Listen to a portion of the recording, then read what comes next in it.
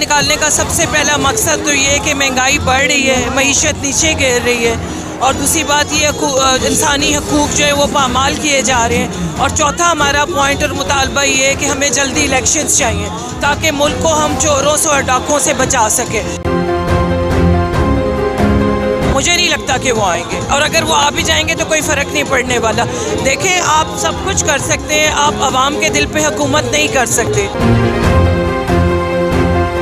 السلام علیکم۔ وعلیکم السلام۔ میم مجھے بتائیے گا، آج مسلسل تیسرا دن ہے، ریلیاں نکالی جا رہی ہیں، کیا مقصد لے کے باہر نکلی ہیں؟ ریلیاں نکالنے کا سب سے پہلا مقصد تو یہ کہ مہنگائی بڑھ رہی ہے، معیشت نیچے گر رہی ہے، اور دوسری بات یہ انسانی حقوق جو ہے وہ پامال کیے جا رہے ہیں، اور چوتھا ہمارا پوائنٹ اور مطالبہ یہ ہے کہ ہمیں جلدی الیکشنز چاہیے تاکہ ملک کو ہم چوروں سے اور ڈاکوں سے بچا سکیں۔ اس سے زیادہ کوئی مطالبہ نہیں ہے۔ وہ مفرور جو پاکستان سے باہر بیٹھے ہوئے ہیں، ان کا بیان کہ میں 25 تاریخ کو عمرہ کر کے واپس پاکستان آؤں گا، کیا سمجھتی ہیں وہ پاکستان واپس آئیں گے؟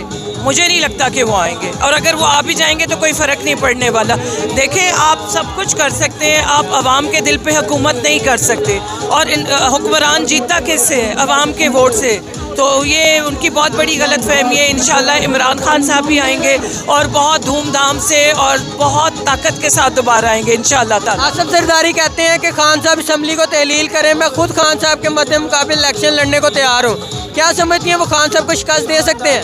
سوری، کیا سمجھتی ہیں وہ خان صاحب کو شکست دے سکتے ہیں؟ جی نہیں، بالکل بھی نہیں دے سکتے۔ یہ تو آپ نے ابھی بائی الیکشنز میں دیکھ لیا، اس کے بعد یہ جو لوکل باڈیز کے الیکشنز ہیں اس میں دیکھ لیا، تو وہ تو سب کچھ کلیئر ہے جی، بلیک اینڈ وائٹ میں ہے ہر چیز۔ آصف زرداری کہتے ہیں کہ خود کو گولی لگوانے کے بعد 25,000 بندہ نکالنا، میں اس کو مقبولیت نہیں سمجھتا، کیا سمجھتی ہیں ان کے بیان کو؟ آپ کو لگتا ہے کہ میں جس دن سے یہ ریلی شروع ہوئی ہے لبرٹی چوک سے، میں پنڈی تک ساتھ تھی خان صاحب کے، ہر ریلی میں ہم تھے۔ آپ مجھے یہ بتائیں، پوری لانگ مارچ میں تھے، آپ مجھے بتائیں اگر آپ پنڈی گئے تھے تو کیا وہ 25,000 لوگ تھے؟ یقین کریں کہ وہ حج سے بڑا اجتماع تھا، اور اتنی پوری بلاک تھی، اور اتنی دنیا میں نے شاید قائد اعظم کے ٹائم پہ پاکستان بنا تھا تو لوگ اکٹھے ہوئے ہوں گے یا پنڈی میں اکٹھے ہوئے تھے۔